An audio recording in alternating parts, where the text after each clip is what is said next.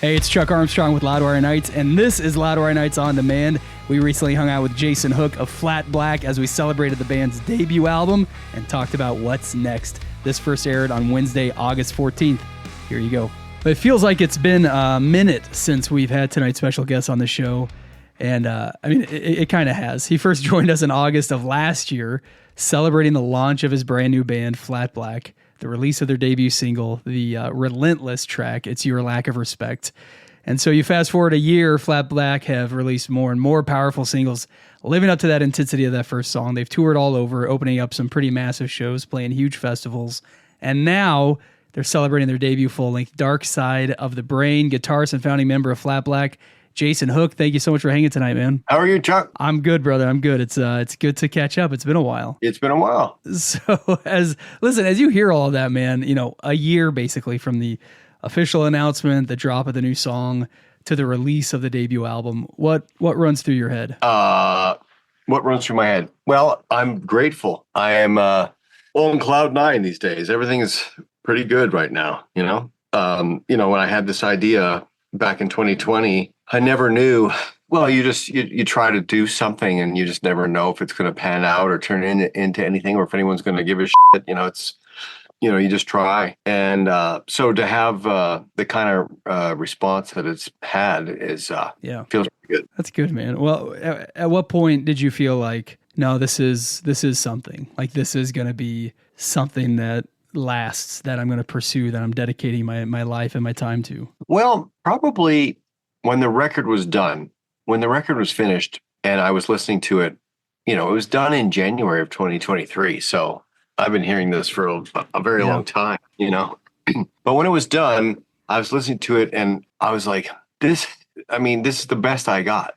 It's the best I have. So I was happy. And if the public likes it, it's kind of a bonus. Yeah. All I've ever tried to do in my life is do stuff that I'm proud of, Yeah. That if you're not proud of something and people go, well, I don't really like it. Well, then how can you defend it? I don't like it either. So it was just, I always try to do something that I'm proud of. And then you can't control the public. So if they love it, that's just bonus, Well, I think that comes through the music, that one, that you love it, but also, whatever that is, that authenticity, that genuineness of trying to make something for yourself, right? Something that you're proud of, not trying to make other people proud of, not trying to make a label proud, not trying to make fans proud, but make yourself proud. I think that comes through, man. Oh, thanks. Yeah, it was a labor of love. Yeah, for sure, man. Well, one of the things you shared a year ago was a collaboration with Corey Taylor. You told us a little bit about that and working with him. And if I'm not mistaken, he's the only special guest on this album, right? Yeah, only feature. Which I think is a pretty cool statement for a debut album. Like, you could have probably, like Jason, you could have probably loaded it with special guests, with special features. But I think it's cool that you really keep it all about Flat Black. And if you're going to have one feature, Corey Taylor's not a bad one to include. Yeah. It kind of happened by mistake. Corey came along in 2020, just sort of like by accident. I was in Los Angeles working with his producer, and all of a sudden he's texting me and we started a dialogue, and we hit it off right away. And he was gracious enough to say, what are you working on? And I said, right now, just music. I'm doing it by myself. I don't know what's going to happen. I'm just working on music, and he said, well, listen, send me what you have, And so he ended up completing 5 tracks of mine. And it was like the best moment of my life and also like the worst moment of my life, because I knew that that could be my dream. To work with somebody who's that talented and that prolific.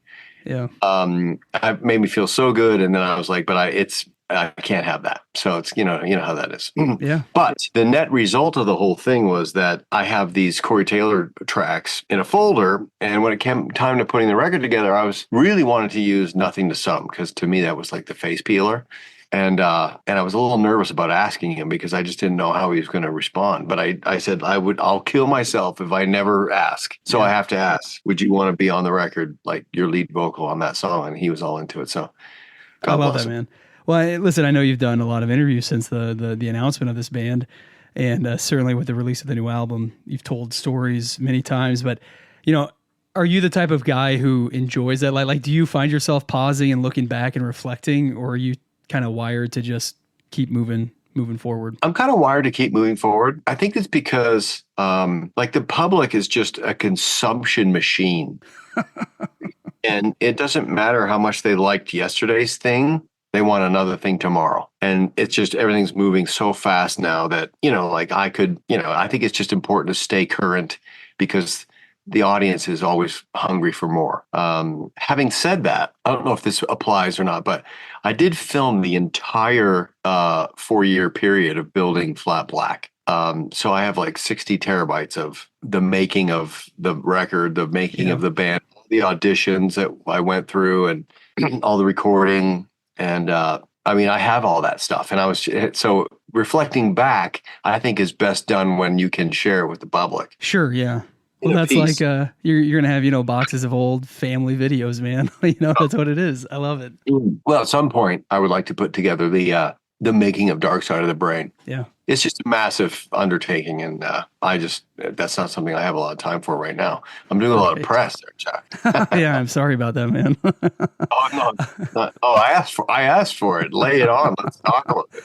Well, listen, I got a question for you, and I want this to come out the right way.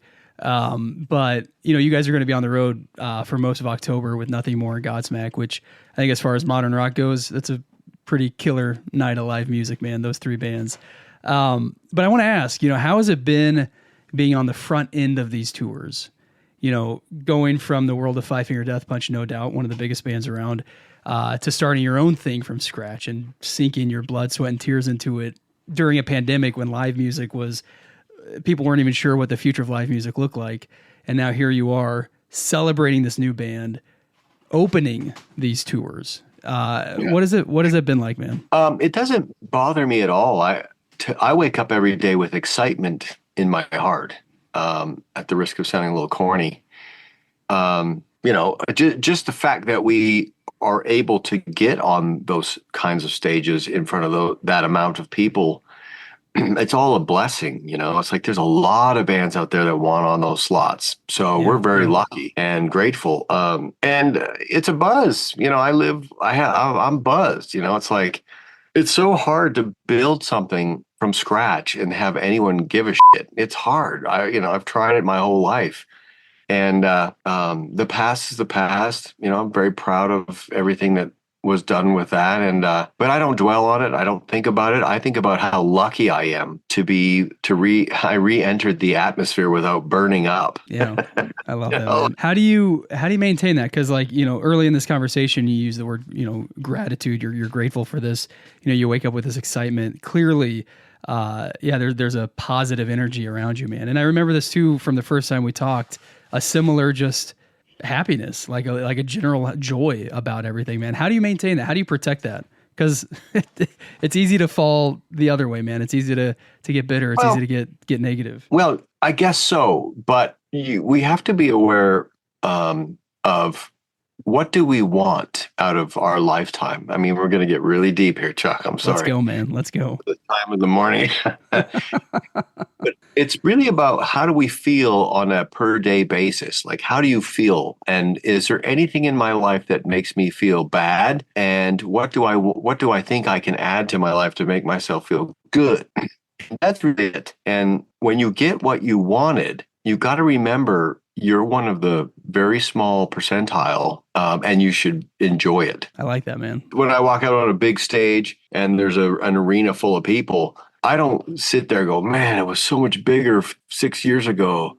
I don't think that way. I think, holy fuck, am I lucky? Yeah, I love that, man. That's it, man. And listen, again, talking about your excitement or the authenticity of this music or whatever, I truly believe that type of attitude, that whatever it is, gratitude, humility, whatever you want to call it, I truly believe that comes through the music too. And some of my favorite music this year, man, the people I get to talk to, they all say similar things. Like they're grateful for this. They don't take it for granted. And I just think the moment you aren't saying that or you don't feel that, what are we doing? I guess, it's all about being mentally healthy. Yeah. And like I said, I'm very fortunate because of the success that I had in the previous situation. I don't have to worry about Flat Black. I don't have to, I can just do what I want. And if, from a from a financial standpoint, I don't have to freak out if something doesn't go this year, the next year, one record it doesn't sell as well as the next. Otherwise, it doesn't matter.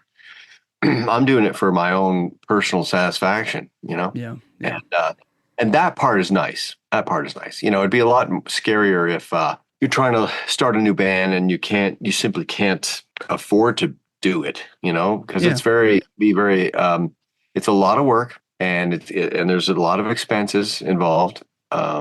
So you have to love it, you know? Yeah, for sure, man. And yeah, you may have that gratitude, but that, you know, you still face that pressure or that fear of what's next or what if this doesn't work out, that kind of thing. Well, plus I have the resources to be able to help us in areas that need help. Yeah, totally. So, well, listen, I mean, you said you've been listening to this, you know, since it was finished in January 2023 and you've been listening to it and no doubt ready for the world to hear it. You know, it's funny when a record comes out for fans, it's like the first day that we get to spin with it, right? For you, when the record comes out, you're like, cool, I've had this for a year and a half, man. Like, hope you guys enjoy it. I have to imagine you're already thinking about the next thing. Oh yeah, always. Matter of fact, we have a little time off now between before we start the next tour. And I'm thinking, you know, I'm probably going to start writing again.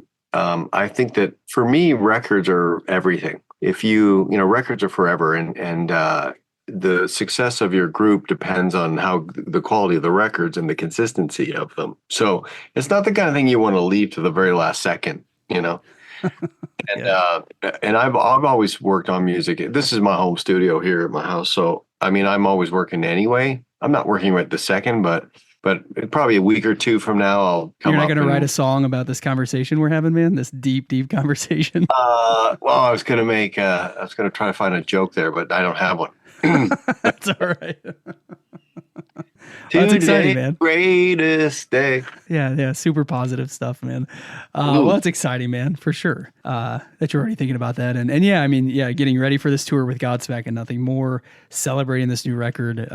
You got a lot going on. You got a lot to be grateful for, man. Well, thanks. I feel life is good, man. Awesome. Jason Hook, thank you so much for hanging tonight. It's always great to catch up, to celebrate Flat Black. Congrats on the release of this new record, Dark Side of the Brain. It's out now. I know the physical release is coming too. I cannot wait to get my hands on the vinyl.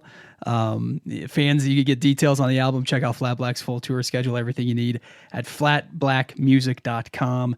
Jason, anytime you want to hang, man, the door is always open. Thank you, buddy. I'd like to just add quickly that the vinyl comes with a live, like side 4 is live from Edmonton. Oh, sick. I didn't realize that. That's awesome. And the CD as well. So there's a bonus side, a live album bonus on the physical stuff. So if you like the Dark Side of the Brain, there's a little extra incentive to maybe check out the physical version. Awesome. I love hearing that. Well, yeah, I was already excited for it. Now even more so, man. Hopefully we can hang again soon, man. Thanks, Chuck. Good to see you, brother. Yeah, buddy. You too, man.